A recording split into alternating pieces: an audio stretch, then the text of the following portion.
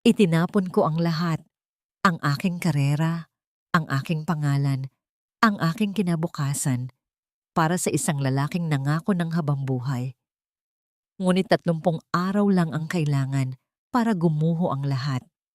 Habang suot ko pa ang aking wedding ring, suot na niya ang katawan ng iba. Hindi ako iiyak sa harap niya.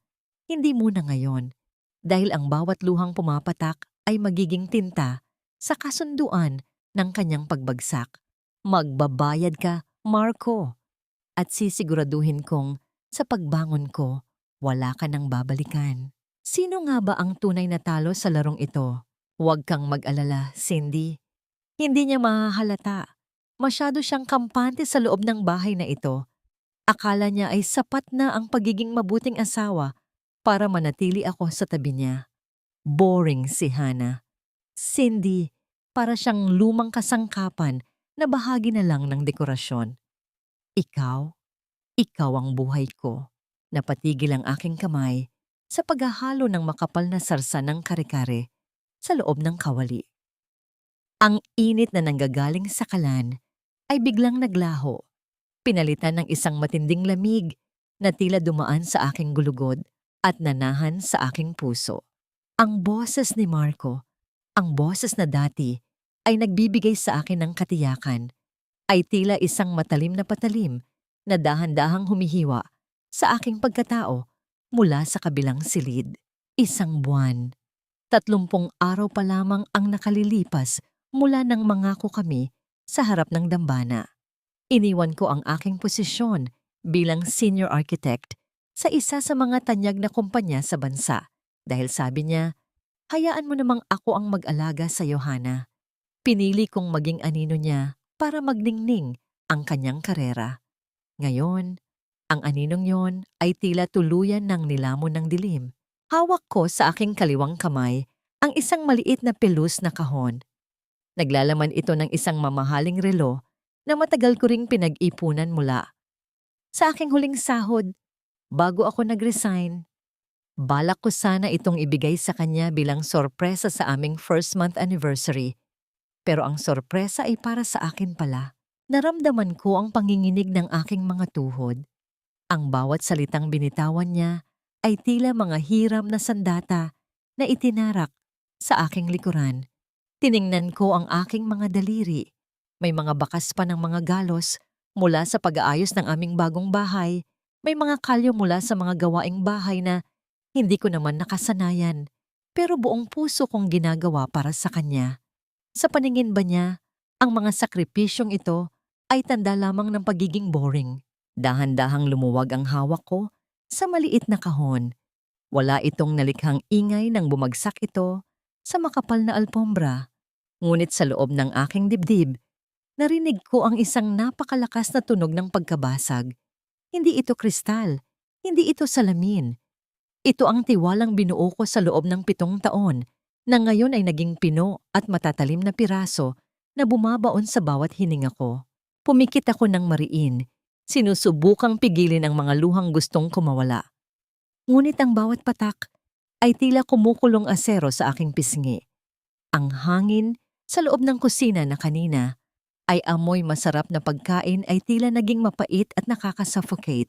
Naririnig ko ang kanyang mga hakbang papunta sa kusina. Ang dating tunog na nagpapatibok ng aking puso sa tuwa ay nagdudulot na ngayon ng pananakit ng aking sikmura. Pinilit kong tumayo ng matuwid kahit na pakiramdam ko ay anumang sandali ay guguho ako sa sahig. Pinunasan ko ang aking mukha gamit ang dulo ng aking apron. Ang apron na siya rin ang bumili.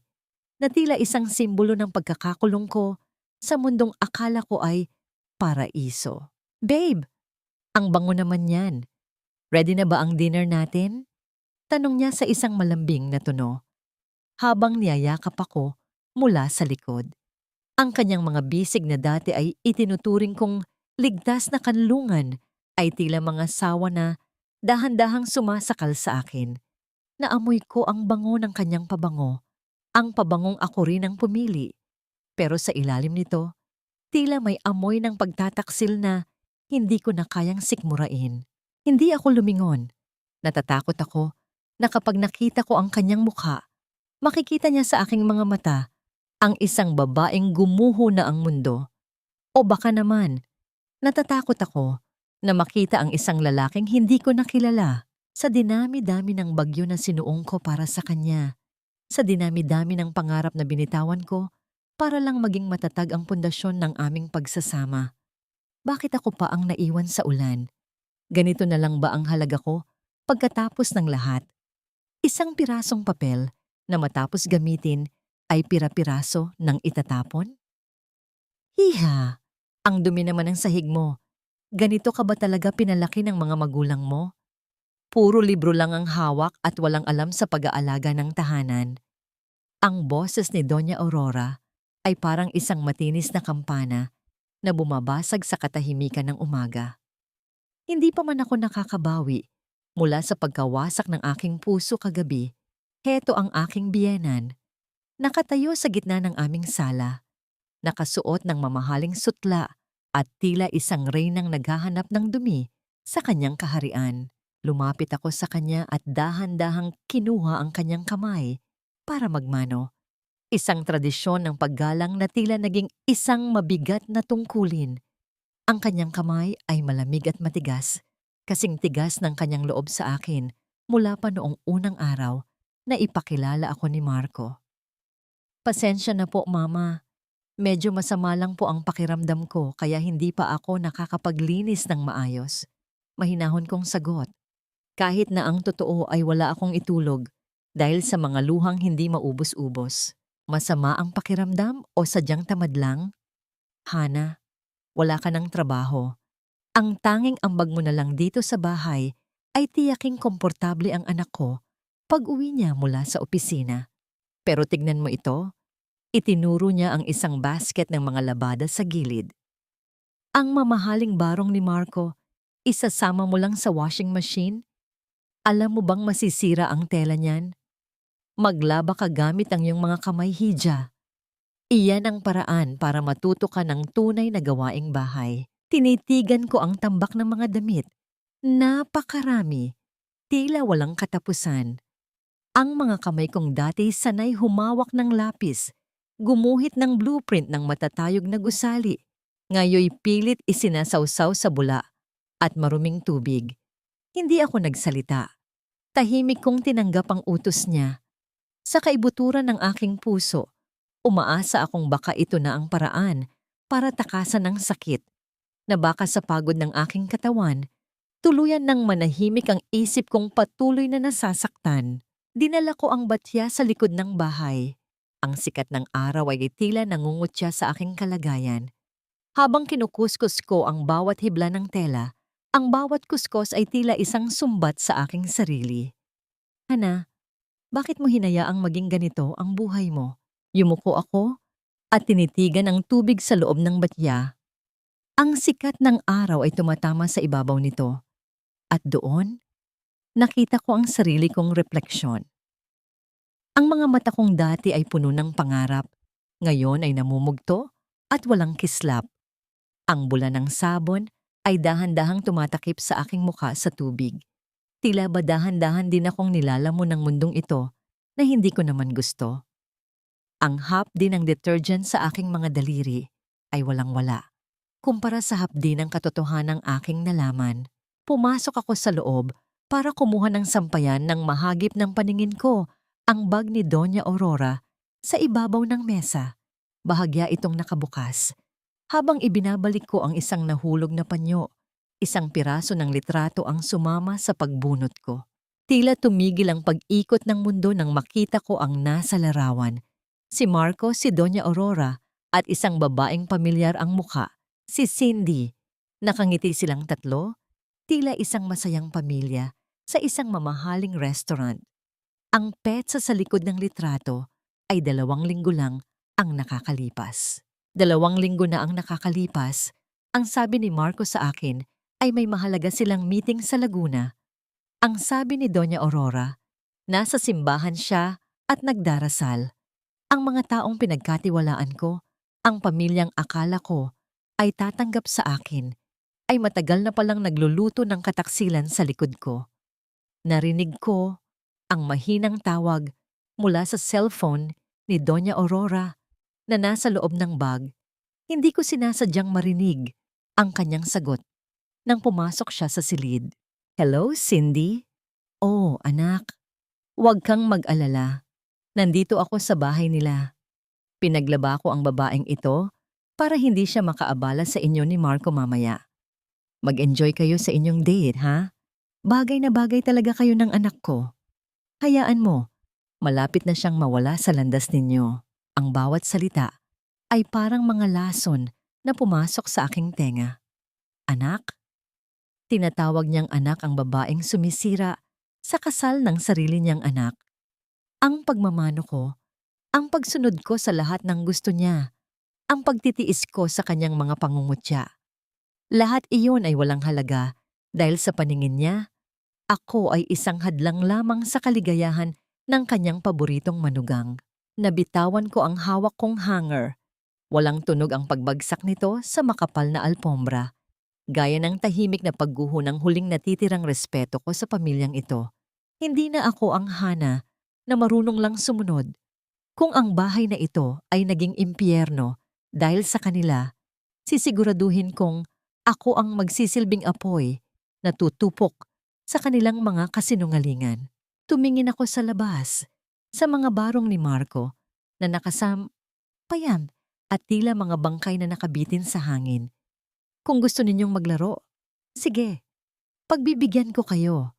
Pero tandaan ninyo, ako ang arkitekto at alam ko kung aling bahagi ng pundasyon ang dapat kong wasakin para gumuho ang buong gusali sa ibabaw ninyo. Sino-sino pa kaya ang kasabwat sa dula-dulaang ito at hanggang saan ang kaya nilang gawin para tuluyan akong itapon? Tinitigan ko ang aking mga palad sa ilalim ng malamig na tubig ng gripo. Namumula ang aking mga daliri, mahapdi, mula sa ilang oras na pagkakababad sa sabon at pagkuskos sa mga damit ni Marco. Ang bawat guhit sa aking kamay ay tila isang mapa ng aking mga sakripisyo. Mga linyang dati ay gumuguhit ng mga pangarap na gusali, pero ngayon ay tagahugas na lamang ng dumi ng iba. "Hana, dalyan mo riyan. Ang bagal-bagal mong kumilos, para kang pagong." Ang boses ni Doña Aurora ay umalingaw-ngaw mula sa sala, kasunod ng tunog ng paglipat ng channel sa telebisyon. Hindi ako sumagot. Pinatuyo ko ang aking mga kamay gamit ang isang lumang basahan. Sa ilalim ng aking apron, nakatago ang aking luma at maliit na pitaka. Sa loob nito ay isang lumang calling card na matagal ko nang itinago. Isang paalala ng buhay ko bago ako naging asawa ni Marco. Attorney Elena Cruz, isang kaibigan at abogado na dati ay kliyente ko sa arkitektura. Nagsuot ako ng simpleng bestida at kinuha ang aking bag. "Mama, lalabas lang po ako sandali. May bibilhin lang pong mga sangkap para sa hapunan."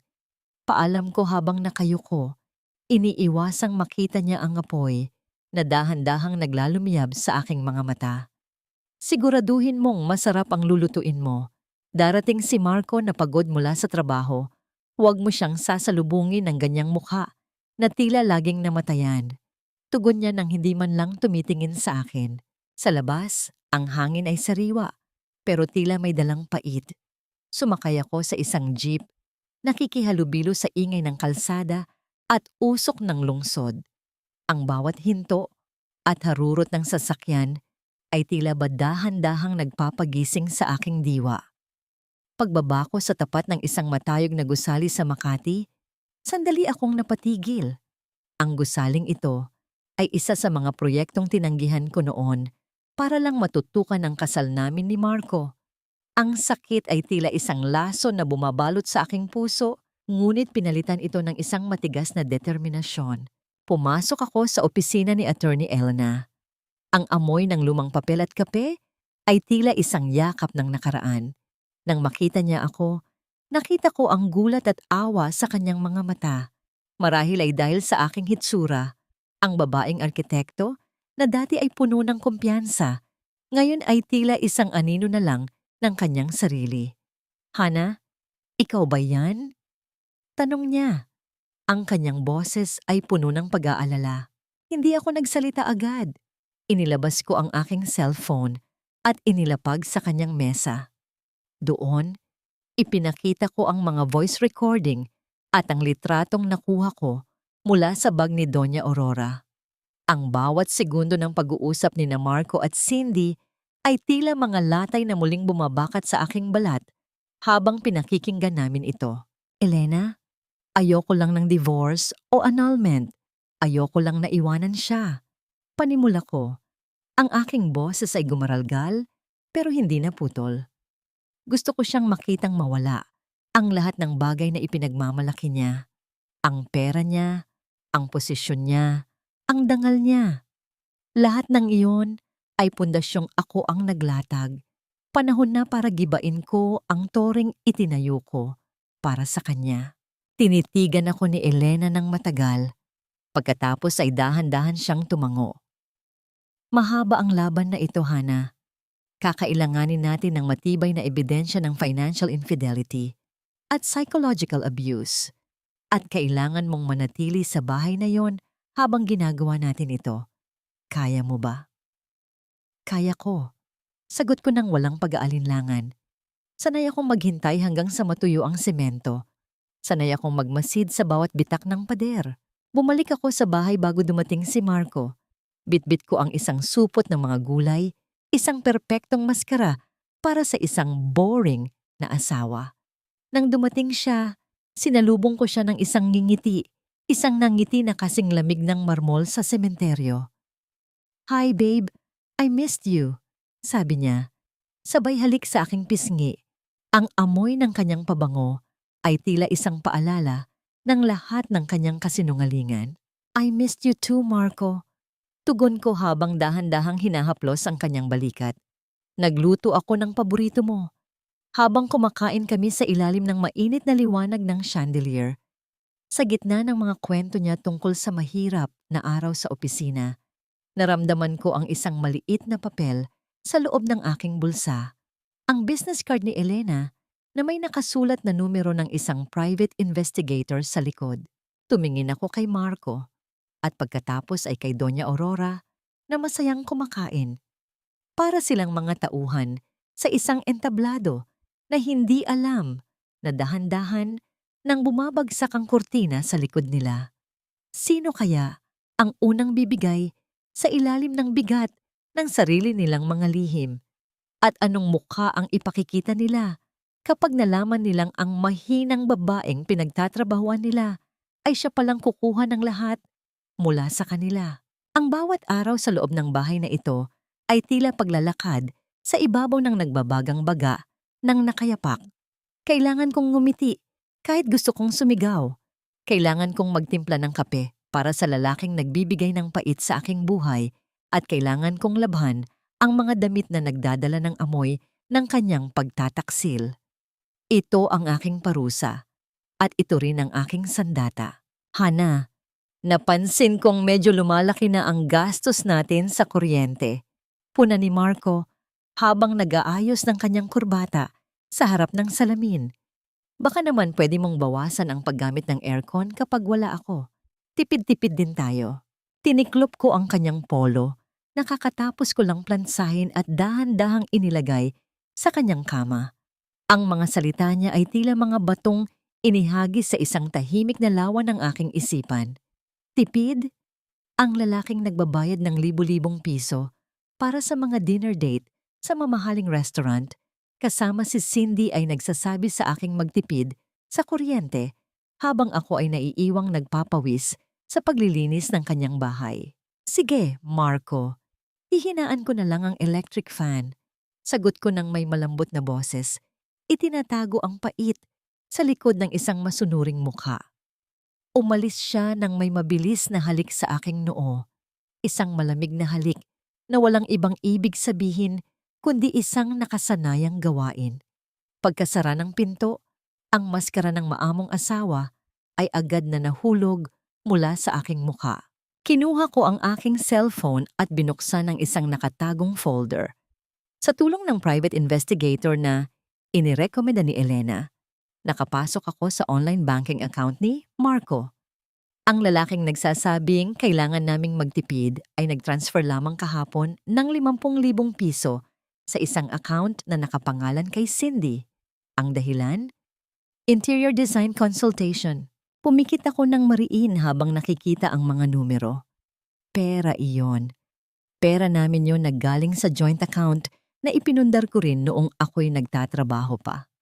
Ang mga pangarap kong bahay at pamilya, dahan-dahang kinukuha mula sa akin at ibinibigay sa babaeng sumisira sa aming pagsasama. In-export ko ang lahat ng bank statements at ipinadala sa secure email ni Elena. Ang bawat dokumento ay tila mga gintong butil na naiipon sa aking palad. Mga ebidensya ng financial infidelity na gagamitin ko para hubaran siya ng yaman at dignidad. Kinahapunan, dumating si Doña Aurora. Ang kanyang pagdating ay laging may dalang bagyo ng mga insulto. Nagluto ka na ba ng hapunan? O naghihintay ka na naman na ang anak ko ang magpakain sa'yo? Bungad niya. Hindi man lang nag-aabala na hubarin ang kanyang mamahaling sapatos na nag-iwan ng mga marka ng dumi sa malinis na sahig na kalilinis ko lang. Opo, Mama. Nagluto po ako ng sinigang na hipon. Sagot ko habang pinupunasan ng mesa. Siguraduhin mong malinis ang pagkakagawa niyan. Baka naman mamaya ay sumakit ang tiyan ni Marco.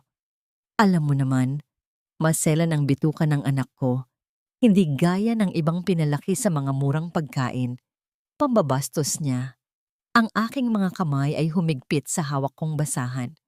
Gusto kong isagot na mas madumi ang budhi ng anak niya kaysa sa anumang pagkaing inihanda ko, pero pinigilan ko ang sarili ko.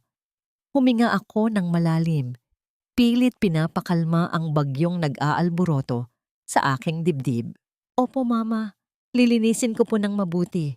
Sabi ko, nakayuko, nagpapanggap na nasaktan sa kanyang mga salita. Habang abala si Doña Aurora sa panonood ng telebisyon, pumasok ako sa kwarto nila ni Marco at dahan-dahang binuksan ang drawer ng kanyang nightstand.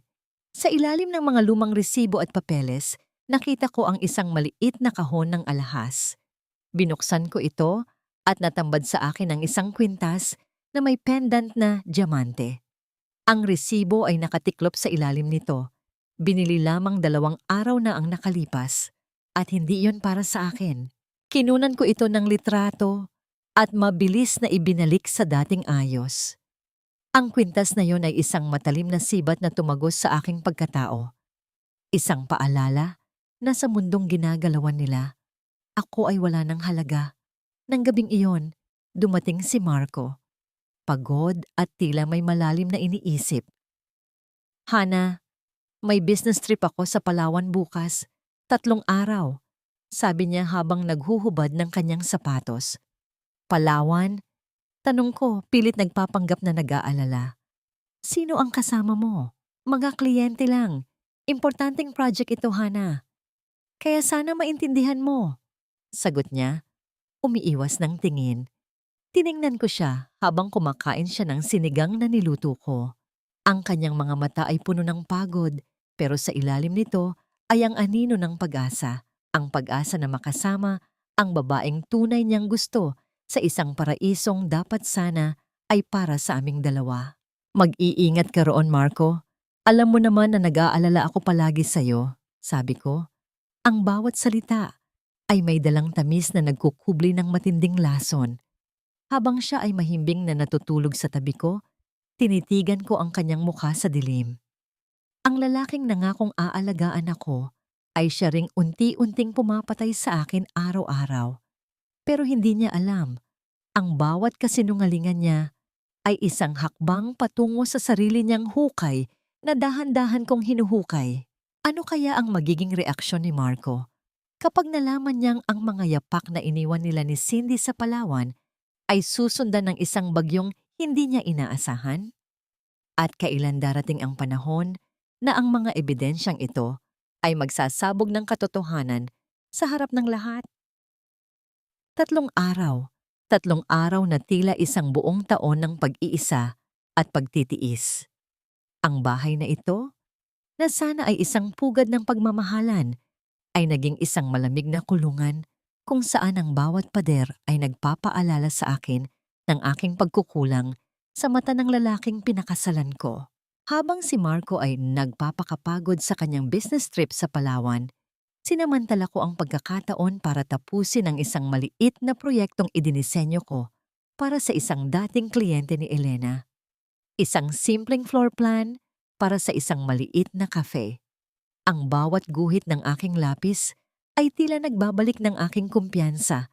Ang pakiramdam na ako ay may silbi, na ako ay higit pa sa isang asawang iniwan sa bahay. Kinaumagahan ng araw ng kanyang pag-uwi, nakatanggap ako ng isang mensahe mula kay Elena. Ang private investigator ay may ipinadalang mga litrato mula sa Palawan. Nakita ko ang mga imahe ni Marco at Cindy, masayang naglalakad sa tabing dagat, magkahawak kamay at walang pakialam sa mundo. Ang sakit ay tila isang punyal na paulit-ulit na itinarak sa aking dibdib. Ang diamanteng kwintas na nakita ko sa drawer ay nagniningning sa leeg ni Cindy. Aalis ako, Hana. Pupunta ako sa mall. Pahayag ni Doña Aurora habang naglalagay ng mapulang lipstick sa harap ng salamin. Gusto mo bang sumama? Baka sakaling makabili ka ng damit na mas matino kaysa sa mga luma mong basahan. Baka mahiya pa si Marco kapag nakita ka niya. Tiningnan ko ang sarili ko sa salamin. Ang mga damit kong dati ay sumasalamin sa aking tagumpay bilang arkitekto. Ngayon ay mga simpleng duster na lamang na sumisip-sip ng amoy ng bawang at sibuyas. Ngunit sa likod ng simpleng anyo, isang tahimik na himagsikan ang nagaganap. Sige po, Mama. Sasama po ako. Sagot ko. Ito ang perpektong pagkakataon para makapagmasid at baka sakaling makahanap ng bagong ebidensya. Sa isang mamahaling cafe sa loob ng mall, iniwan ako ni Doña Aurora sa isang mesa habang nagtitingin siya ng mga alahas sa kalapit na tindahan. Doon, habang umiinom ako ng murang kape, nakita ko siya. Si Cindy. Pumasok siya sa cafe na tila isang reyna, nakasuot ng isang designer dress at bitbit ang isang mamahaling bag. At sa kanyang leeg, nagniningning ang diamanteng kwintas na binili ng aking asawa gamit ang perang pinaghirapan namin. Ang hangin sa aking paligid ay biglang naglaho. Pakiramdam ko ay isang pader ang gumuho at dumagan sa aking dibdib. Ang babaeng sumisira sa aking buhay ay nakatayo sa harap ko, buo at masaya, habang ako ay nagkakalat ng mga piraso. Nakita niya ako. Tila nagulat siya sa simula, ngunit agad itong napalitan ng isang nangiting mapanukso at puno ng pagmamalaki. Lumapit siya sa aking mesa. Ang pabango niya ay tila isang laso na sumusubok sa kali ng aking hininga. Hi, Hana! Kumusta? Bati niya, ang kanyang boses ay tila isang matalim na balisong na binalot ng pulot. Matagal na rin tayong hindi nagkita. Nabalitaan ko ang tungkol sa pag-resign mo. Sayang naman. Ang galing mo pa naman sanang arkitekto. Pero I guess, mas bagay sa'yo ang maging plain housewife. Tinitigan ko siya. Ang aking mga kamay na nakapatong sa mesa ay mahigpit na nakakuyom hanggang sa mamutla ang aking mga buko. Gusto kong tumayo. Gusto kong isaboy sa kanya ang mainit na kape na nasa harapan ko. Gusto kong isigaw sa lahat ng tao sa cafe na ang babaeng ito ay isang magnanakaw ng pamilya. Ngunit ang mukha ni Elena at ang kanyang mga salita ay nag-echo sa aking isipan. Mahaba ang laban na ito, Hana. Kailangan mong maging matalino. Bumitaw ako ng isang malalim na hininga. Pinilit kong kumalma. Pinilit kong itago ang bagyong nagwawala sa aking isipan at ibinigay sa kanya ang isang ngiting walang init at walang buhay. Mabuti naman ako, Cindy. At oo, masaya akong asikasuhin si Marco. Mahinahon kong sagot. Tinitiyak na ang bawat salita ay may dalimot. Tinitigan ko ang kanyang kwintas. Ang ganda ng kwintas mo. Bagong bili? Bahagyang hinawakan ni Cindy ang pendant at ngumiti ng mas malapad. Isang ngiting punong-puno ng kayabangan. Ah, ito ba? Regalo ito ng isang napaka-espesyal na tao sa akin. Sabi niya, bagay raw sa akin ang mga kumikinang na bagay. Pumasok sa cafe si Doña Aurora. Nang makita niya si Cindy, Ang kanyang mukha na laging nakasimangot kapag nakatingin sa akin ay biglang nagliwanag na tila nakakita ng isang anghel. "Cindy, hiya, nandito ka pala." Patakbong lumapit si Doña Aurora at yumakap ng mahigpit sa babaeng sumisira sa pamilya ng kanyang anak. Isang yakap na hindi niya kailanman ibinigay sa akin. Nakatayo ako roon, tila isang estatwa, habang pinapanood ko silang dalawa na mag-usap na parang sila ang totoong pamilya. Ako ang asawa, ako ang naghihirap na maglinis ng bahay nila, ako ang nagpakumbaba at sumunod sa lahat ng utos. Pero ako ang itinatrato na parang basahan. Pinulot ko ang aking bag. Hindi ko na kayang tiisin ang palabas na ito. "Mama, mauna na po ako sa bahay. Kailangan ko pa pong ihanda ang paboritong hapunan ni Marco bago siya dumating." Paalam ko. Ang aking boses ay sadyang pinalakas para marinig ng lahat sa kalapit na mesa. Tumingin sa akin si Cindy. Ang kanyang mga mata ay nanliliit sa inis. Alam niyang ako pa rin ang legal na asawa. Ako pa rin ang uuwian ni Marco. Kahit galing siya sa mga nakaw na sandali kasama niya. Nang makalabas ako ng mall, ang sikat ng araw ay tila hindi sapat para tanggalin ang lamig sa aking dibdib. Ang pagtatagpong yun ay isang paalala na hindi na ako pwedeng maghintay lang. Kailangan ko nang simulan ang totoong laban. Kailangan kong maibalik ang kapangyarihang ninakaw nila sa akin. At sisimulan ko ito sa pamamagitan ng pagbawi sa aking pangalan bilang isang arkitekto. Ano ang unang hakbang ni Hana sa kanyang palihim na pagbangon at pagbabalik sa industriya na kanyang iniwan? Paano niya gagamitin ang kanyang talento upang wasakin ang imperyong itinayo ni Marco mula sa kanyang mga sakripisyo? "Hana, nasaan ang asul kong kurbata? At bakit hindi pa plansado ang mga polo ko? Ano bang ginagawa mo maghapon dito sa bahay?" Ang boses ni Marco ay puno ng iritasyon habang nagkakalkal siya sa loob ng closet. Hindi siya tumitingin sa akin. Para sa kanya, ako ay isang bahagi na lamang ng dingding. Isang automatikong makina na dapat ay laging handang magsilbi sa kanyang mga pangangailangan. Tiningnan ko ang aking mga kamay na basang-basa pa mula sa paglilinis ng banyo. Ang bawat salita niya ay tila isang hampas ng latigo, ngunit sa halip na masaktan, mas lalo lamang itong nagpapatibay sa aking loob. "Nasa ibaba na, Marco. Katatapos ko lang plansahin lahat." Mahinahon kong sagot. Ang boses ko ay walang bahid ng galit. "Mabuti naman. Siguraduhin mong maayos ang pagkakalagay. May mahalaga akong meeting ngayon sa mga Santiago," sabi niya bago tuluyang lumabas ng silid. Santiago Construction, ang pinakamalaking karibal ng kumpanya ni Marco. At ang hindi niya alam, doon din ang destinasyon ko ngayong araw. Nang makaalis si Marco at ang kanyang ina, mabilis akong kumilos. Hinubad ko ang aking maruming apron at ang duster na amoy bawang. Mula sa ilalim ng aming kama, hinila ko ang isang lumang maleta na naglalaman ng aking nakaraang buhay. Isang maayos na itim na blazer, isang puting blouse, at ang aking mga sapatos na may mataas na takong na matagal nang hindi nakakatapak sa makinis na sahig ng opisina. Habang isinusuot ko ang mga ito, tila bumabalik ang isang bersyon ng aking sarili na matagal ko nang kinalimutan. Ang Hana na matapang, matalino, at may hawak ng sarili niyang kapalaran. Tiningnan ko ang aking refleksyon sa salamin. Wala na ang amoy ng kusina. Pinalitan ito ng isang mahinang wisik ng aking paboritong pabango na matagal kong itinago. Nag-book ako ng taxi at nagpahatid sa tapat ng Santiago Towers. Ang pagpasok ko sa lobby ay tila isang eksena mula sa isang panaginip. Ang amoy ng sariwang kape, ang tunog ng mga takong sa marmol na sahig, at ang lamig ng aircon ay tila muling nagpapabilis ng tibok ng aking puso. "Architect Hana, this way please. Kanina pa po kayo hinihintay ni Mr. Santiago," bati ng isang secretary.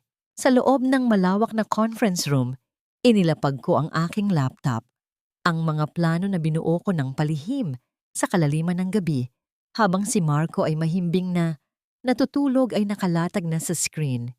Ito ang mga disenyo na alam kong hihigitan ng anumang inihanda ni Marco para sa kanila.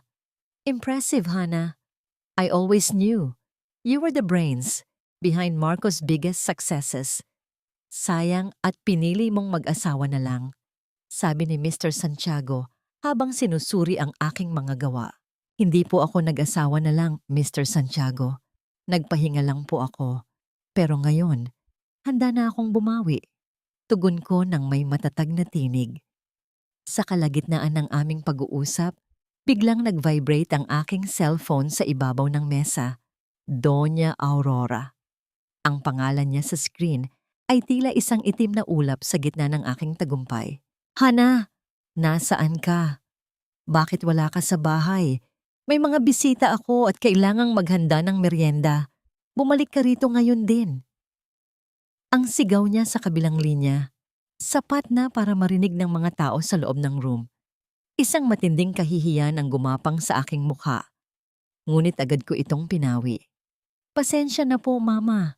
May kinuha lang akong mahahalagang gamit. Pauwi na po ako. Mahinahon kong sagot bago pinatay ang tawag. Tumingin ako kay Mr. Santiago na tila nagtataka. Ngumiti ako sa kanya. Isang nangiting puno ng determinasyon. Huwag po kayong mag-alala. Ang mga personal na abala ay hindi makakahadlang sa kalidad ng trabaho ko. Consider me your secret consultant. Pag-uwi ko sa bahay, sinalubong ako ng isang naglalagablab na galit mula kay Doña Aurora. Saan ka ba galing? Bakit ganyan ang ayos mo? Naghahanap ka ba ng ibang lalaki habang wala ang anak ko? Hindi ako sumagot. Dahan-dahan kong hinubad ang aking blazer at isinuot muli ang aking apron. Ang bawat butones na isinasara ko ay tila isang paalala na ang pagkukulong na ito ay pansamantala na lamang. Ang amoy ng nilulutong pagkain ay tila naging amoy ng tagumpay sa aking pang-amoy. Nang gabing iyon, habang naghahanda ako ng hapunan, dumating si Marco na tila bagsak ang balikat. Hindi ko makuha ang Santiago Project, Hana. May isang consultant daw silang nakuha na mas magaling kaysa sa mga plano ko. Paano nila nalaman ang mga kahinaan ng design ko? Nagpatuloy ako sa paghihiwa ng mga rekado. Ang tunog ng kutsilyo sa kahoy na sangkalan ay tila isang regular na ritmo ng aking panalo. Baka kailangan mo lang talagang galingan pa, Marco. O baka naman, may mga bagay kang binaliwala na ngayon ay bumabalik na sa'yo. Tumingin siya sa akin. May bahid ng pagdududa sa kanyang mga mata. Bakit parang iba ang tingin mo ngayon, Hana? May itinatago ka ba? Dahan-dahan akong lumingon sa kanya. Hawak ang kutsilyo at may isang matamis ngunit nakakangilabot na ngiti. Wala naman, Marco. Pagod lang marahil ito sa pag-aalaga sa bahay ninyo. Hindi ba't sabi mo ay boring lang ako? Sa dinami-dami ng mga pader na itinayo ko para sa kanya, paano kaya niya tatanggapin kapag nalaman niyang ang asawang itinuring niyang basahan ay siya palang uent-unting nagpapabagsak sa kanyang mundo? At hanggang kailan ko kayang panindigan ang lihim na ito bago tuluyang maglabas ng apoy ang aking mga disenyo? Wala ka na talagang silbi sa bahay na ito, kundi ang magpakain, Hana. Kung hindi mo kayang tulungan ang asawa mo sa kumpanya, kahit man lang sa pinansyal ay may maitulong ka. Hindi ba't may naiwang lupain ang mga magulang mo sa probinsya? Bakit hindi mo gamitin iyon para isalba ang dangal ni Marco? Ang mga salita ni Doña Aurora ay parang mga tuyong dahon na madaling magliyab sa gitna ng tagtuyot. Nakatayo siya sa harap ko habang hawak ang isang baso ng tsaa. Ang kanyang mga mata ay nanunuri. Tila ba tinitimbang ang bawat hibla ng aking pagkatao base sa kung anong material na bagay ang maaari ko pang ibigay. Katatapos ko lang plansahin ang mga polo ni Marco para sa susunod na linggo. Ang init mula sa plansa ay tila lumipat sa aking dibdib, ngunit nanatiling kalmado ang aking mukha. Ipinagpalit ko ang aking karera para sa kanila. Ibinigay ko ang bawat oras ng aking buhay para sa kaginhawaan nila. At ngayon, ang tanging natitirang alaala mula sa aking mga magulang ay gusto pa nilang kunin. Mama, ang lupang yon ay ang tanging pamana ni Papa sa akin. Balak ko po sana itong itabi para sa magiging anak namin ni Marco. Mahinahon kong sagot, bagaman sa loob ko ay tila may isang malalim na bangin na unti-unting bumubukas. Anak, sa tingin mo ba ay magkakaanak pa kayo sa lagay na yan? Ni hindi ka na nga tinitignan ni Marco. Isang mapait na tawa ang kumawala sa kanyang mga labi. Makinig ka, Hana. Ang utang na loob mo sa amin ay hindi mababayaran ng pagsisilbi mo rito. Pinakasalan ka ng anak ko kahit wala kang dalang yaman. Panahon na para suklian mo ang kabutihang yon. Ang salitang utang na loob ay tila isang tanikala na dahan-dahang pumupulupot sa aking leeg. Sa kulturang kinalakihan ko, ang utang na loob ay sagrado. Pero sa bahay na ito ay ginagamit na sandata para ubusin ang huling patak ng aking dignidad. Pumasok si Marco sa sala, tila problemado at hindi mapakali. Hana, kailangan ko ng puhunan para sa bagong project. Kung hindi ko ito masisimulan, mapag-iiwanan na naman ako ng Santiago Construction. Sila ang nakakuha ng huling kontrata at kailangan kong bumawi. Tumingin ako sa asawa ko. Ang lalaking dati ay nangakong poprotektahan ako. Ngayon ay nakatingin sa akin bilang isang paraan para makuha ang kanyang ambisyon. Alam kong ang perang makukuha niya ay hindi lang para sa kumpanya. Ito ay para sa marangyang buhay na ibinibigay niya kay Cindy. Kung yan ang kailangan mo, Marco, gagawa ako ng paraan. Sabi ko, ang aking boses ay tila isang bulong sa hangin. Isang mabilis na kislap ng tuwa ang dumaan sa mga mata ni Marco. Lumapit siya at hinawakan ang aking mga kamay. Ang mga kamay na may mga paso mula sa pagluluto at paglalaba. Salamat, Hana. Alam kong hindi mo ako bibitawan. Sa ilalim ng kanyang haplos, naramdaman ko ang isang matinding pandidiri. Ngunit pinilit kong ngumiti. Ang pagkakataong ito ay ang pintuan na matagal ko nang hinihintay. Sa tulong ni Attorney Elena, ang dokumentong ipapapirma ko kay Marco para sa collateral ng lupa ay hindi lamang isang simpleng kasunduan. Ito ay isang legal na bitag na maglilipat ng lahat ng kanyang share sa kumpanya sa aking pangalan sa oras na mapatunayan ang kanyang pagtataksil. Nang gabing iyon, inihanda ko ang isang espesyal na hapunan. Nagluto ako ng paborito nilang putahe, naglagay ng magandang mantel, at naghanda ng alak. Habang pinapanood ko silang dalawa ni Doña Aurora na masayang kumakain at nagpaplano para sa kinabukasan, naramdaman ko ang bigat ng isang lumang litrato sa loob ng aking bulsa. Ang litrato ng aking mga magulang nung araw ng kanilang kasal. Papa, Mama, patawarin ninyo ako kung gagamitin ko ang inyong pamana sa ganitong paraan. Bulong ko sa aking isipan. Pero ito lang ang tanging paraan para mabawi ko ang aking buhay. Ang namagitan sa amin ni Marco nang abutin ko ang kanyang baso. Sandali kaming nagkatinginan. Nakita ko ang isang bakas ng konsensya sa kanyang mga mata. Isang mabilis na pag-aalinlangan. Ngunit agad din itong naglaho nang tumunog ang kanyang cellphone. Isang mensahe mula kay Cindy. Ang konsensyang yon ay mabilis na nilamon ng kanyang pagnanasa. Bakit parang masyadong tahimik ang gabi ngayon, Hana? Tanong ni Marco habang nilalagok ang alak dahil ang pinakamalakas na bagyo ay laging nagsisimula sa isang payapang gabi. Marco, sagot ko ng may malalim na kahulugan. Bago matapos ang gabi, isang hindi inaasahang tawag ang natanggap ko mula sa private investigator. Architect Hana, may nalaman ako. Hindi lang si Marco ang may itinatago. Si Cindy, may iba pa siyang kinakatagpo. At mukhang kilala ninyo kung sino ang lalaking yon. Sino ang misteryosong lalaki na kasama ni Cindy? At paano nito babaguhin ang plano ni Hana para sa kanyang paghihiganti? Nakalapag sa harapan ko ang isang puting sobre. Sa loob nito ay ang patunay na hindi lang ako ang niloloko ni Marco, kundi pati na rin siya ay biktima ng sarili niyang laro. Ang lalaking lihim na kinakatagpo ni Cindy ay walang iba kundi si Mr. Alonso, ang pangunahing investor sa bagong proyekto ni Marco. Ang pera na hiniram ni Marco mula sa lupa ko ay gagamitin para pondohan ang isang proyektong ang investor mismo ay nakikipagtalik sa kanyang kabit. Ang pait ng katotohanan ay tila isang nakalalasong inumin, ngunit sa pagkakataong ito, hindi ako ang iinom. Hana, ano pang ginagawa mo dyan?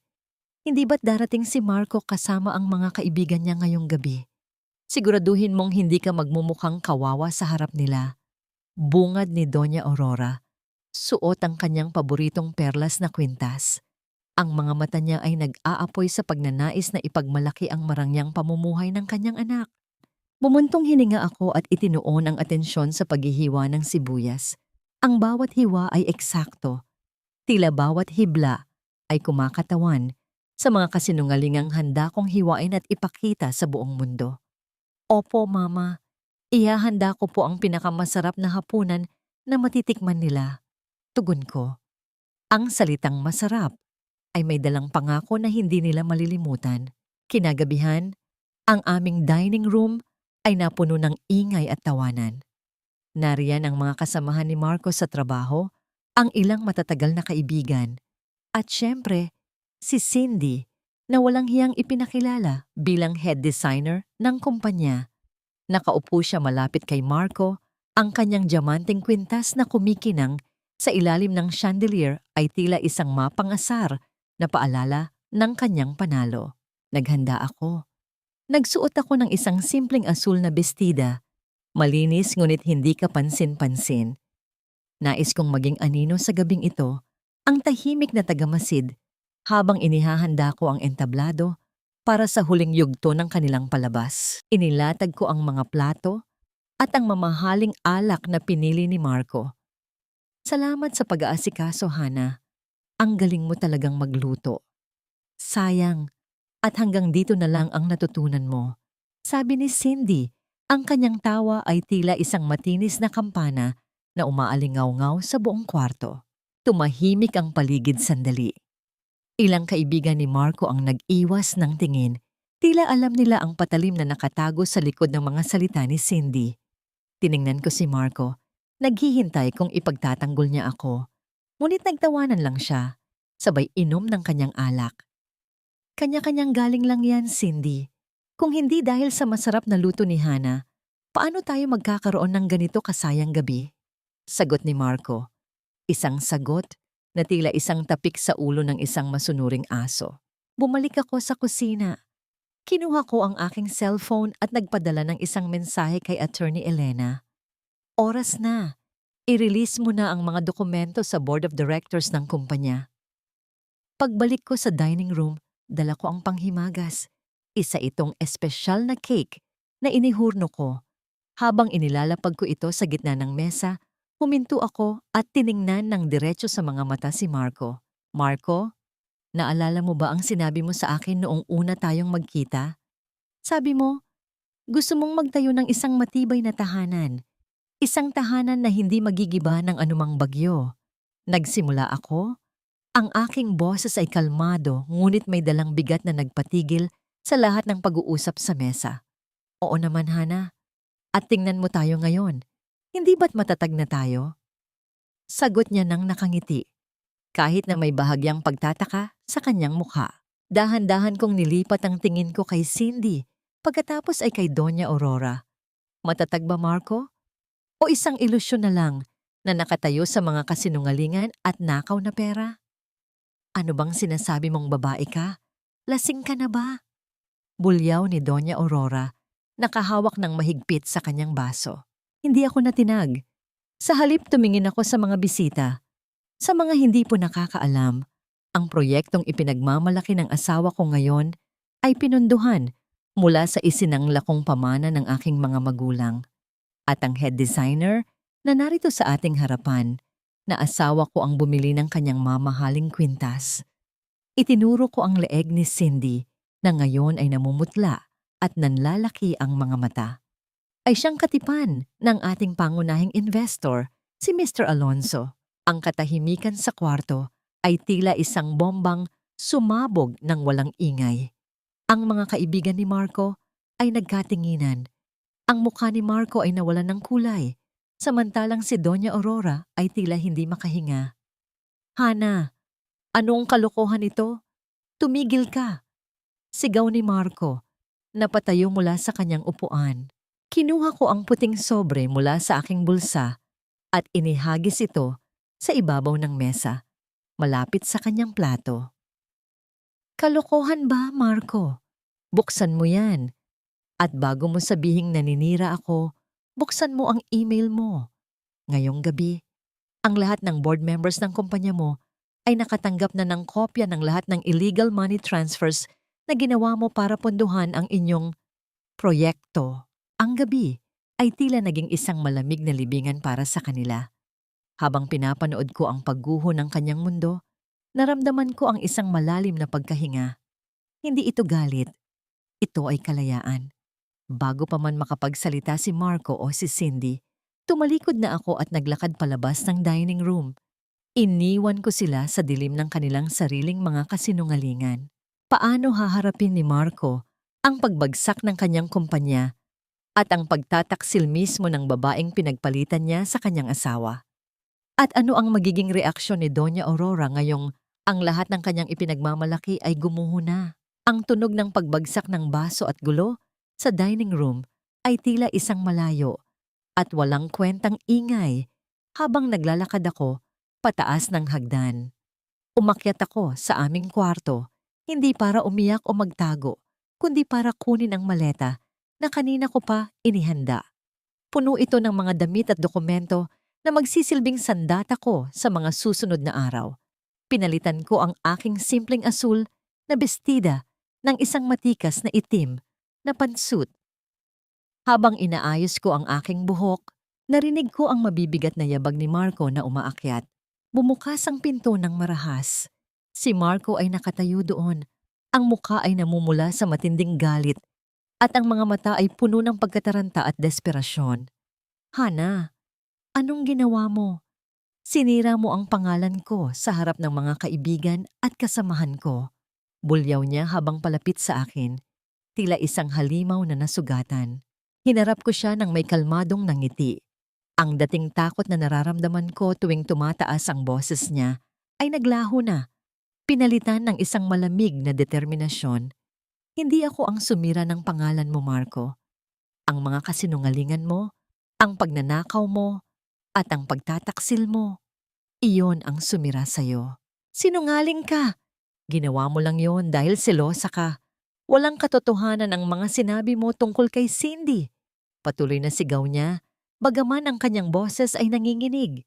Hindi sa galit, kundi sa takot na totoo ang mga narinig niya. "Tingnan mo ang sobre sa mesa, Marco. Tingnan mo kung sino ang nasa litrato. At alamin mo kung bakit biglang nag-alok ng malaking pondo si Mr. Alonso sa kumpanya mo matapos siyang makilala ni Cindy. Ang perang ipinuhunan mo sa kanya ay pera ng ibang tao. At ang babaeng ipinagpalit mo sa akin ay pera lang ang habol sa'yo." Sumandal ako sa aparador at tiningnan siyang mabuti. Nang sinanla ko ang lupa ng mga magulang ko para tulungan ka, pinapirma kita sa isang kasunduan na ginawa ng abogado ko. Kung matalo ka sa negosyo o mapatunayang niloko mo ang kumpanya, ang lahat ng shares mo ay mapupunta sa akin bilang kabayaran. At dahil inilabas na ni Attorney Elena ang ebidensya ng paglustay mo ng pondo, tapos na ang karera mo, Marco. Napaupo si Marco sa gilid ng kama. Ang kanyang mga balikat ay bumagsak. Ang lalaking laging puno ng kayabangan at pagmamalaki ay tila naging isang maliit at nawawalang bata. "Hana, asawa kita. Bakit mo ito ginagawa sa akin?" Bulong niya. Ang luha ay nagsisimulang tumulo mula sa kanyang mga mata. Isang pait ang umakyat sa aking lalamunan. "Asawa? Asawa ba ang tingin mo sa akin? Habang pinagmumukha mo akong tanga sa loob ng bahay na ito? Habang ipinaglalaba ko ang mga damit na isinuot mo, habang kasama mo siya? Habang pinapakain kita mula sa perang ninanakaw mo sa akin? Hindi, Marco. Isa akong arkitekto at alam ko kung paano gibain ang isang gusaling may marupok na pundasyon. Bago pa man siya makasagot, pumasok si Doña Aurora sa kwarto, humihingal at nakahawak sa kanyang dibdib. Marco, ang mga tao sa ibaba, umaalis na sila at may mga pulis na dumating sa labas. Anong nangyayari? Tumingin ako kay Doña Aurora. Ang reynang laging may hawak ng koronang puno ng panglalait ay ngayon ay nakaharap sa katotohanan ng pagbagsak ng kanyang kaharian. Hana, ano ang ginawa mo sa anak ko? Isa kang demonyo! Sigaw ni Doña Aurora, akmang susugod sa akin ngunit agad na pinigilan ng sarili niyang panghihina. Ako, Mama, o ang kasakiman ninyo? Sagot ko. Huwag ninyong kalimutan, alam ko na matagal ninyo nang kinukonsinti ang ginagawa ni Marco.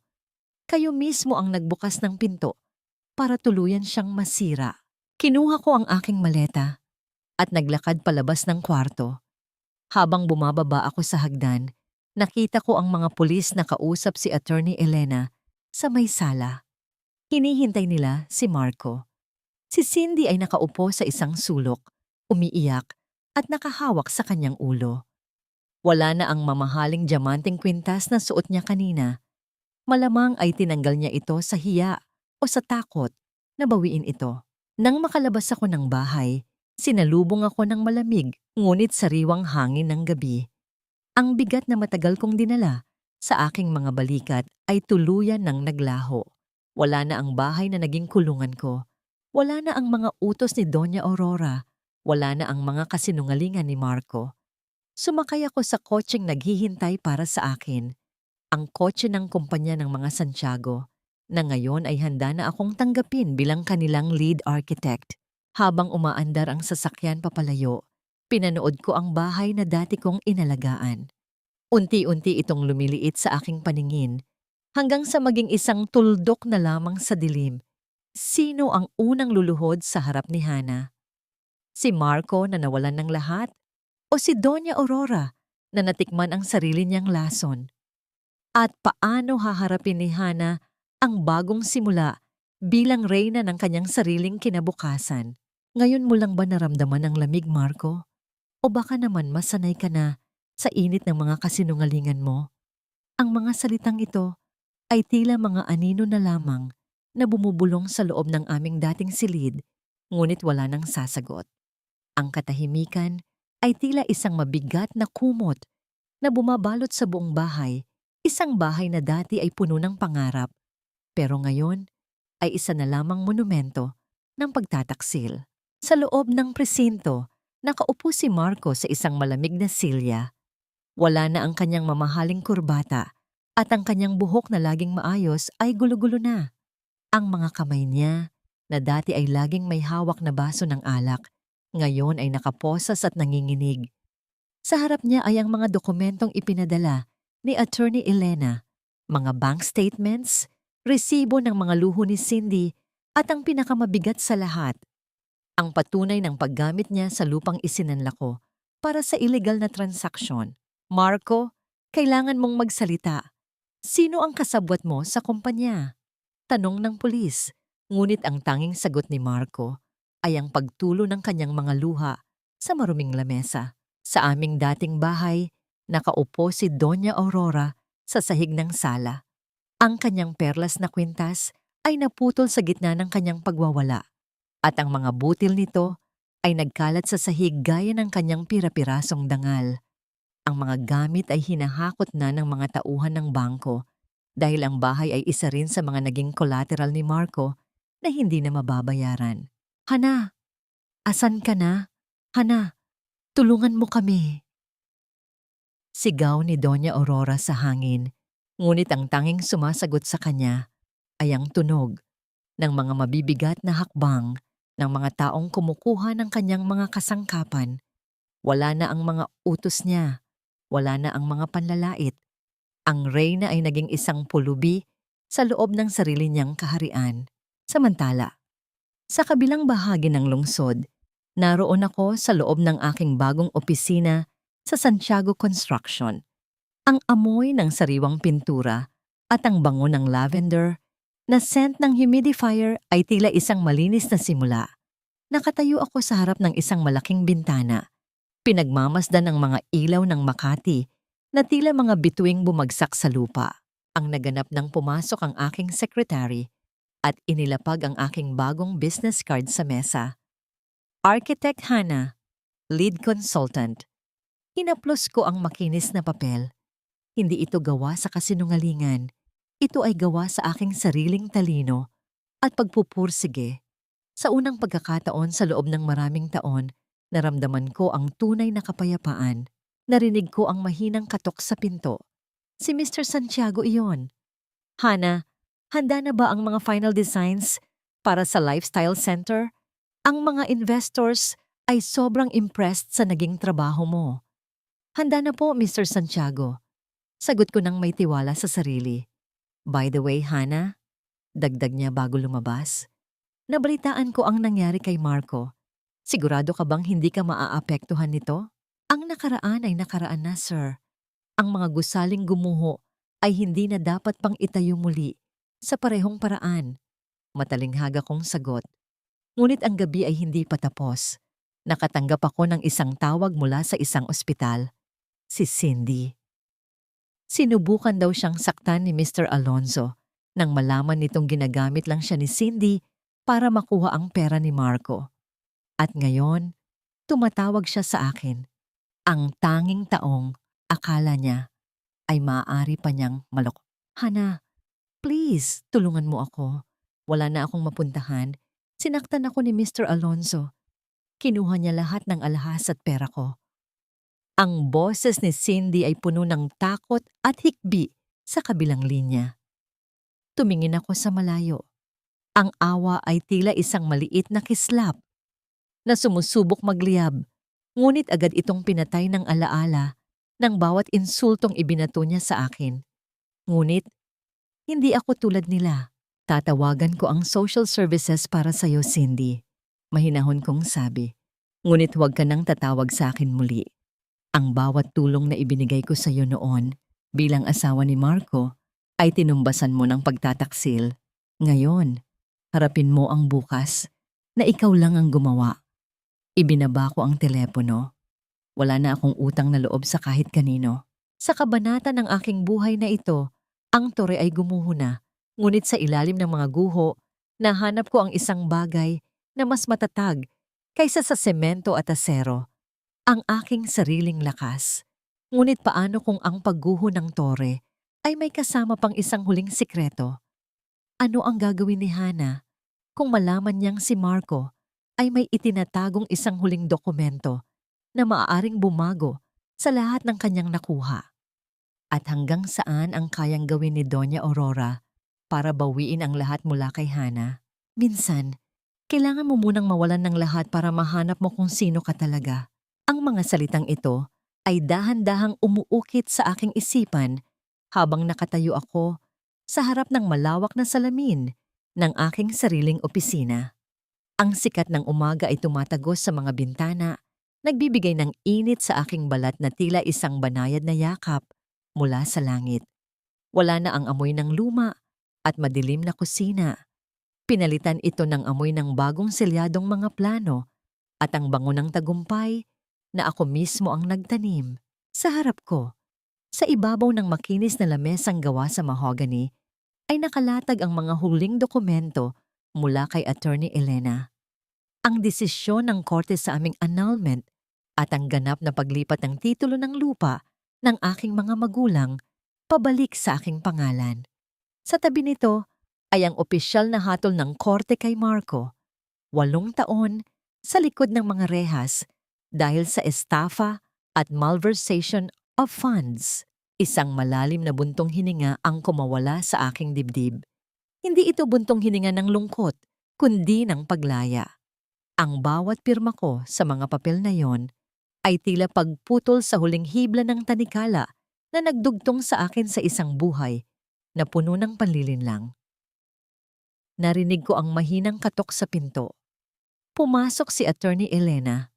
Bitbit ang isang bouquet ng mga puting lila. Congratulations, Architect Hana. Or should I say the new CEO of your own firm?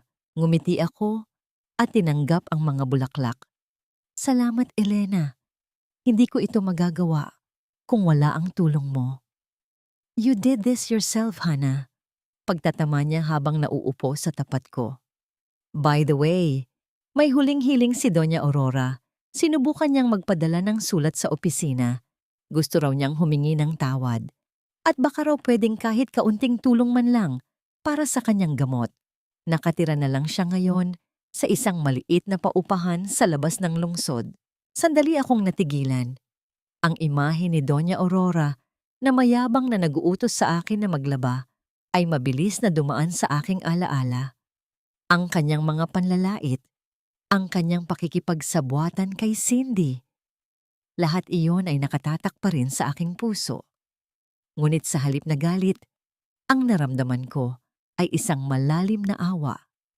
Hindi dahil sa gusto ko siyang balikan, kundi dahil sa trahedyang sinapit niya dahil sa sarili niyang kasakiman.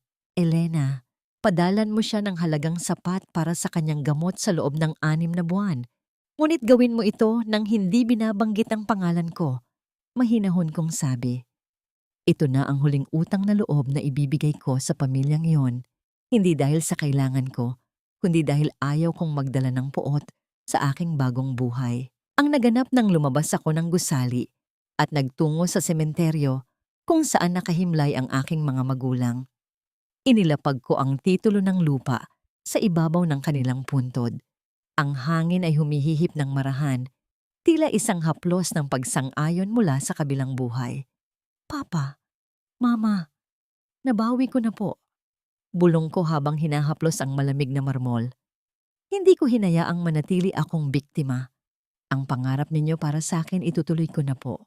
Sa aking pagbabalik sa lungsod, nakita ko ang isang billboard sa gilid ng highway. Ipinapakita doon ang disenyo ng bagong lifestyle center. Ang proyektong naging simula ng aking pagbangon. Ang pangalang Architect Hana ay nagniningning sa ilalim ng mga ilaw. Pakiramdam ko ay isa akong ibon na muling natutong lumipad matapos mabali ang mga pakpak. Ang aking kaligayahan ay hindi na nakadepende sa pag-ibig ng isang lalaki. Nakadepende na ito sa bawat gusaling itatayo ko, sa bawat ngiti ng mga taong makikinabang sa aking mga disenyo, at sa kapayapaang nahanap ko sa loob ng aking sarili. Ngunit sa gitna ng aking tagumpay, isang huling anino ang nagpakita. Isang estranghero ang nag-iwan ng isang itim na sobre sa aking mesa pagbalik ko sa opisina. Sa loob nito ay isang litrato. Isang litrato ni Marco sa loob ng kulungan. Ngunit sa likod nito ay may nakasulat na mga salitang nagpabilis muli ng aking tibok ng puso. Hindi pa tapos ang lahat, Hana. May isang bagay ka pang hindi alam tungkol sa gabi ng kasal natin. Ano ang huling sikretong ito na pilit ibinabaon ni Marco? May kinalaman ba ito sa tunay na dahilan kung bakit niya ako pinakasalan? At handa ba si Hana na harapin ang huling katotohanan ito bago niya tuluyang isara ang kabanata ng kanyang nakaraan? Tinitigan ko ang itim na sobre. Ang bawat salita sa likod ng litrato ay tila mga basag na bubog na nagbabalik ng mga alaalang matagal ko nang itinapon. May isang bagay ka pang hindi alam tungkol sa gabi ng kasal natin. Ibinaba ko ang litrato sa ibabaw ng aking mesa at huminga ng malalim. Ang dating Hana ay siguradong mangangatal at mapupuno ng katanungan, tatakbo sa presinto at haharapin si Marco para magmakaawa ng mga sagot. Ngunit ang babaeng nakatayo ngayon sa harap ng salamin, ang lead architect ng kanyang sariling kumpanya, ay wala ng puwang para sa mga laro ng manipulasyon. Kinabukasan, sa halip na pumunta sa presinto, dumiretso ako sa opisina ni Elena. May natanggap akong mensahe mula kay Marco. Panimula ko, inilalapag ang litrato sa kanyang harapan. Sinuri ni Elena ang litrato. Ang kanyang mga kilay ay nagkasalubong sa pagtataka at inis. Alam mo ba kung ano ito, Hana? Ito ang huling baraha ng isang taong nawalan na ng lahat. Gusto niyang sipsipin ang kapayapaan mo Kahit nasa likod na siya ng rehas. Ano ang gusto mong gawin ko? Gusto mo bang paimbestigahan ko ito? Umiling ako nang mabagal. Isang payapang ngiti ang sumilay sa aking mga labi. Hindi na, Elena. Ano man ang sabihin niya tungkol sa kasal namin, wala na itong bigat. Kung pinakasalan niya ako para sa pera, napatunayan na iyon at nabawi ko na ang pag-aari ko. Kung pinakasalan niya ako bilang pantakip sa mga kasalanan niya kay Cindy, tapos na rin iyon. Hindi ko hahayaang ang isang patay na alaalang iyon ang magdikta ng aking kasalukuyan. Pinunit ko ang litrato sa gitna. Wala na akong pakialam sa mga multo ng kanyang mga kasinungalingan. Ang tunay na laban ay hindi sa pag-alam ng bawat detalye ng kanyang pagtataksil, kundi sa pagpapatuloy sa kabila nito. 2 taon ang lumipas na tila isang mabilis, ngunit magandang awitin. Ang aking studio, ang Hana Architecturals, ay umunlad. Mula sa pagiging consultant, ngayon ay may sarili na akong pangkat ng mga batang arkitekto na tinuturuan kong bumuo ng mga istrukturang hindi lamang matitibay, kundi may puso. Ang bawat gusali na itinatayo namin ay nagsisilbing patunay ng aking muling pagbangon. Sa pagbubukas ng isa sa pinakamalaking art museum sa lungsod, isang proyektong ako mismo ang nagdisenyo bilang alaala sa aking mga magulang, naramdaman ko ang tunay na kahulugan ng tagumpay. Puno ng ilaw at mga taong humahanga ang bulwagan. Habang naglalakad ako sa gitna nila, suot ang isang eleganteng pulang gown na sumisimbolo sa aking lakas. At muling pagsilang, nakita ko ang aking sarili sa salamin ng gusali. Isang babaeng buo. Isang babaeng hindi na naghahanap ng kumpirmasyon ng kanyang halaga mula sa pagmamahal ng iba. Sa gitna ng pagdiriwang, ang nangyari.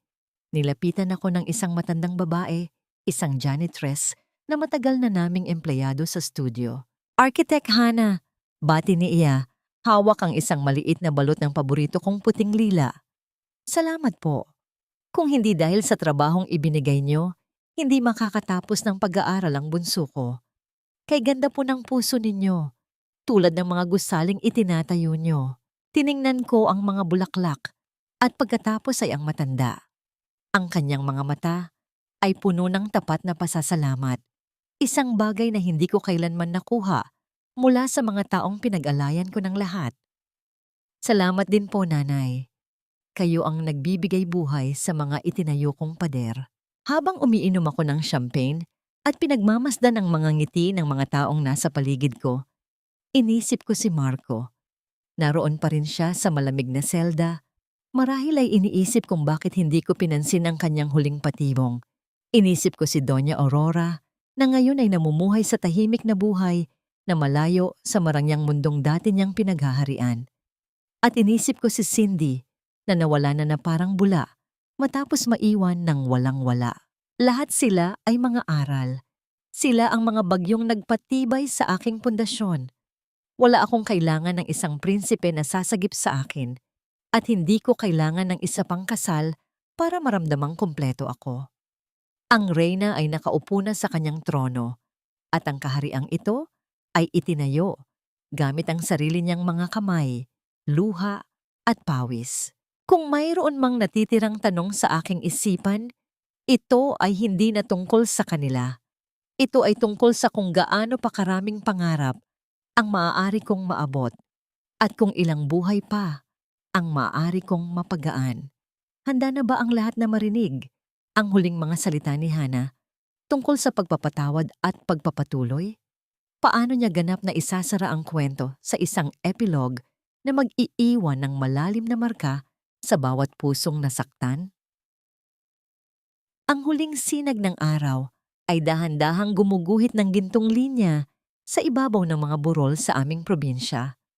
Nakatayo ako sa gitna ng lupain ng aking mga magulang, ang lupang minsang naging collateral ng isang kasinungalingan, pero ngayon ay naging pundasyon ng isang bagong pag-asa.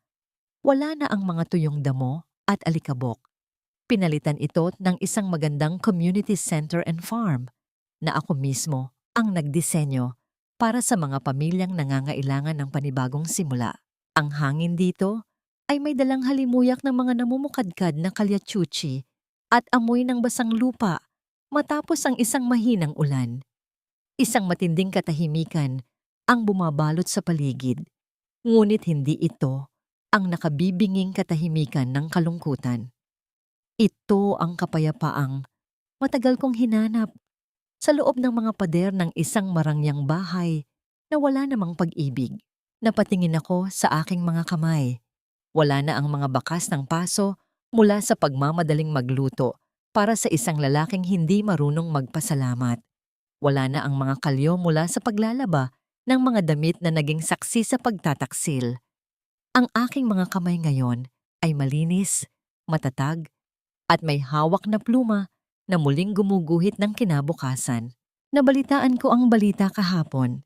Si Marco ay nananatili pa rin sa loob ng rehas ng bakal.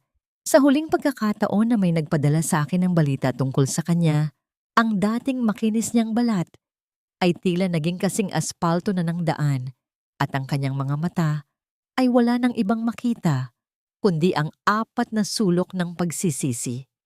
Sinubukan niyang magpadala muli ng liham, humihingi ng patawad, nangangako ng pagbabago. Ngunit hindi ko na ito binasa.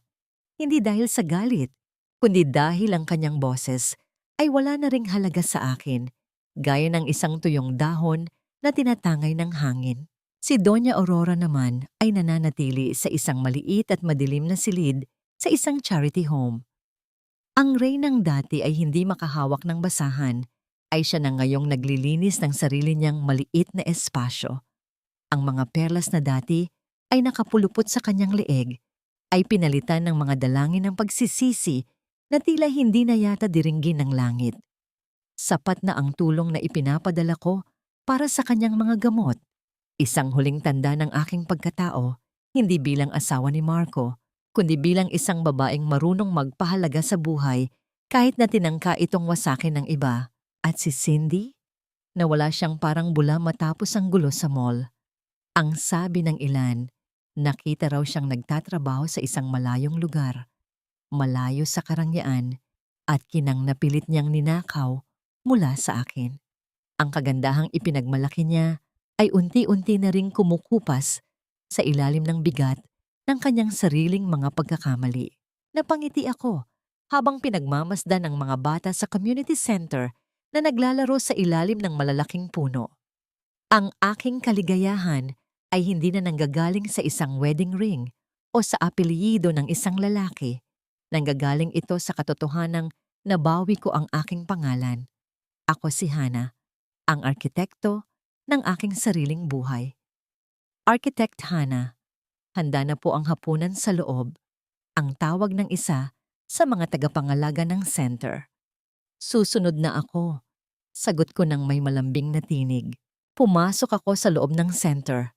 Ang gusaling itinayo ko hindi para sa karangalan, kundi para sa serbisyo. Habang naglalakad ako sa ilalim ng mga mainit na ilaw, na ako rin ang pumili, naramdaman ko ang isang malalim na pakiramdam ng tagumpay. Ang bawat brick, ang bawat semento, at ang bawat bintana ng gusaling ito ay simbolo ng aking muling pagsilang. Napatawad ko na ba ang lahat? Ang pagpapatawad ko ay hindi nangangahulugan na ibabalik ko sila sa buhay ko.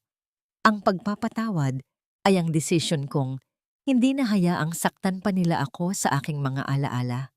Pinalaya ko sila para tuluyan ko ring mapalaya ang aking sarili. Ang gabi ay dahan-dahang lumalalim at ang mga bituin ay nagsisimulang magpakita sa langit. Sa gitna ng kadiliman, ako ay mananatiling nagniningning dahil ang tunay na reyna ay hindi nangangailangan ng hari para magkaroon ng kaharian.